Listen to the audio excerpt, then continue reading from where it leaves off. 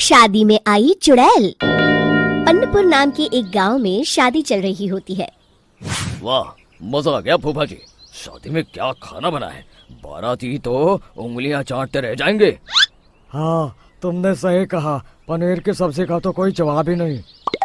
दूसरी तरफ पंडित जी फेरों की तैयारी कर रहे होते हैं कि तभी वहाँ एक चुड़ैल आ जाती है। अरे मर गया रे, ये चुड़ैल यहाँ क्या कर रही है? अरे दिवाकर जी, ये आपकी कौन सी रिश्तेदार है?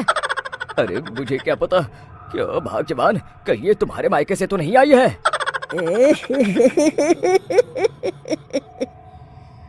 तुम लोगों की इस गांव में बारात लाने की हिम्मत कैसे हुई? मेरे रहते इस गांव में किसी की शादी नहीं हो सकती। अब तुम लोग देखो मैं क्या करती हूँ। अरे मर गया रे, मैंने सुना है ये जबान की पक्की है। भागो रे भागो, वरना ये चुड़ैल किसी को नहीं छोड़ेगी। हाँ, तुम सही कहते हो मोहन भाई, यहाँ से भाग लेने में ही हम सबकी भलाई है। देखते ही देखते शादी के मंडप में भगदड़ मच जाती है और चुड़ैल सब कुछ उजाड़ कर रख देती है। फिर एक दिन मोहन की शादी तय हो जाती है। अरे भाई, अगले हफ्ते मेरी शादी तय हो गई है, लेकिन इस चुड़ैल की दहशत के मारे तो मेरे हाथ पैर कांप रहे हैं।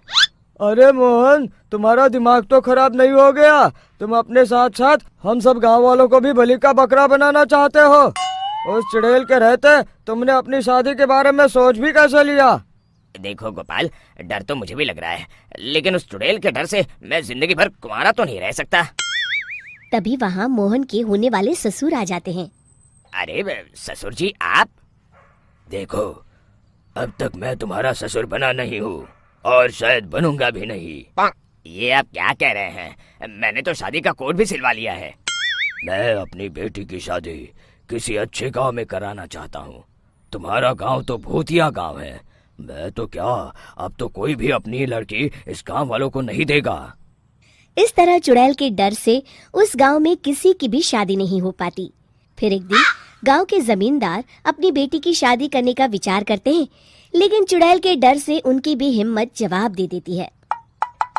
अगर मेरी बेटी की शादी तय समय से नहीं हुई तो मेरी नाक कट जाएगी।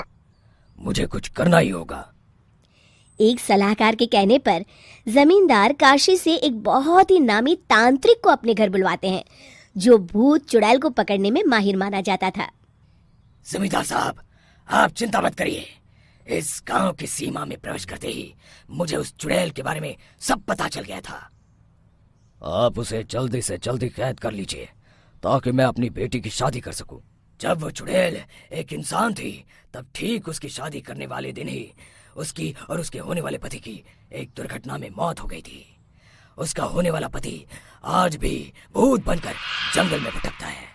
इसलिए जब तक चुड़ैल की शादी नहीं हो जाएगी, वो किसी और की भी शादी नहीं होने देगी। ये आप क्या कह रहे हैं? अगर वो भूत भी हमारे गांव में आ गया तब हमारा क्या होगा? ये आदमी बीच में बहुत बोलता है, इसे बाहर निकालो। उसके बाद तांत्रिक बताते हैं कि अगर उस भूत के साथ चुड़ैल की शादी करा दी जाए तो वो चुड़ैल हमेशा हमेशा के लिए उस गांव को छोड़कर चली जाएगी। जमींदार साहब, आप अपनी बेटी की शादी की तैयारी शुरू कर दीजिए। मैं कुछ गांव वालों को अपने साथ लेकर उस भूत को ढूंढने जंगल की ओर जाता हूँ। इस तरह जमींदार निश्चित होकर अपनी बेटी की शादी करवाने लगते हैं, लेकिन तभी वहाँ चुड़ैल आ जाती है। मैंने तुम गांव वालों को समझाया था ना कि इस गांव में कभी कोई शादी नहीं करेगा। लगता है तुम लोग मुझे हल्के में ले रहे हो। चुड़ैल जमींदार की बेटी को उठा लेती है। अब देखती हूँ बिना दुल्हन के तुम लोग शादी कैसे करोगे। मैं इसे अपने साथ ले जा रही हूँ। छोड़ मुझे, पिताजी, मुझे बचाइए। अरे कोई मेरी बेटी को बचाओ।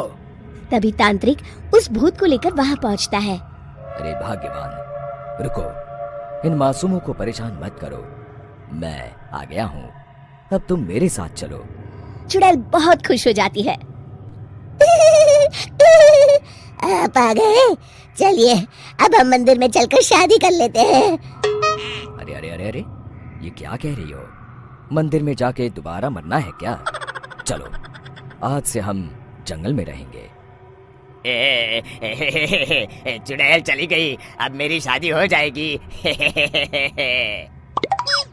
इस तरह सभी गांव वाले खुशी से झूमने लगते हैं।